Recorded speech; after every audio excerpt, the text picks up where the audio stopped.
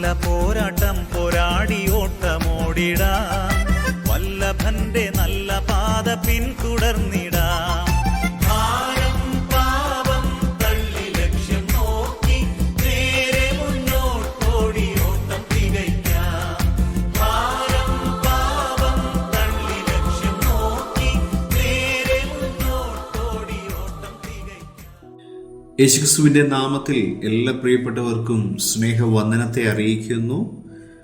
അപ്പോസ്തലനായ പൗലോസ് ഫിലിപ്പിയർക്ക് എഴുതിയ ലേഖനം 3-ാം അധ്യായം അതിൻ്റെ 12 മുതൽ 14 വരെയുള്ള വാക്യങ്ങളിൽ, ഞാൻ പിടിച്ചിരിക്കുന്നു എന്ന് നിരൂപിക്കുന്നില്ല, ഒന്ന് ഞാൻ ചെയ്യുന്നു, പിൻപിലുള്ളത് മറന്നും മുമ്പിലുള്ളത് ആഞ്ഞുകൊണ്ട് ക്രിസ്തു യേശുവിൽ ദൈവത്തിൻ്റെ പരമവിളിയുടെ വിരുദിനായി ലാക്കിലേക്ക് ഓടുന്നു. പ്രിയമുള്ളവരെ, കഴിഞ്ഞ കാലങ്ങളിൽ സംഭവിച്ചതിനെ ഓർത്ത് നാം നിരാശപ്പെട്ടിരിക്കുകയാണെങ്കിൽ നാം ചെയ്യേണ്ടത് നമ്മുടെ ജീവിതത്തിൽ ഒരു പുതിയ ലക്ഷ്യം വയ്ക്കുകയാണ്.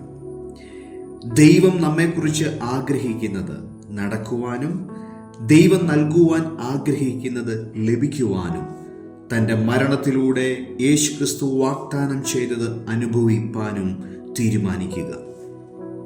നമ്മുടെ ജീവിതത്തിൽ നിരാശപ്പെടുമ്പോൾ ഞാനിനി ഒരിക്കലും അടിമത്തത്തിലേക്ക് പോകത്തില്ല എന്ന് ഉറക്കെ പ്രഖ്യാപിക്കുക. എൻ്റെ ജീവിതത്തിൽ സംഭവിച്ചു പോയ കാര്യങ്ങളെക്കുറിച്ച് എനിക്കൊന്നും ചെയ്യുവാൻ സാധിക്കത്തില്ല, എന്നാൽ ഞാൻ എന്തായി തീരണം എന്നതിനെക്കുറിച്ച് എനിക്ക് ചിലതൊക്കെ ചെയ്യുവാൻ സാധിക്കും. യേശുക്രിസ്തു എനിക്ക് നൽകിയ രക്ഷയെ ഞാൻ ജീവിതത്തിൽ ആസ്വദിച്ച് സന്തോഷിക്കുന്നു. പഴയതിനെ മറന്ന് എൻ്റെ കർത്താവിന് വേണ്ടി ഒരു പുതിയ ജീവിതം പുതിയ ലക്ഷ്യത്തോടെ നയിക്കുവാൻ ഞാൻ ആഗ്രഹിക്കുന്നു. അങ്ങനെയെങ്കിൽ നമ്മുടെ ജീവിതത്തിലെ കേന്ദ്രബിന്ദു ക്രിസ്തുവായിരിക്കണം. ആ ക്രിസ്തുവിനെ ലക്ഷ്യം വെച്ച് ആ ഓട്ടം സ്ഥിരതയോടെ ഓടുവാൻ ദൈവത്തിൻ്റെ പരിശുദ്ധാത്മാവെ നീ എന്നെ സഹായിക്കണമേ എന്ന് നമുക്ക് ദൈവത്തോട് പ്രാർത്ഥിക്കാം.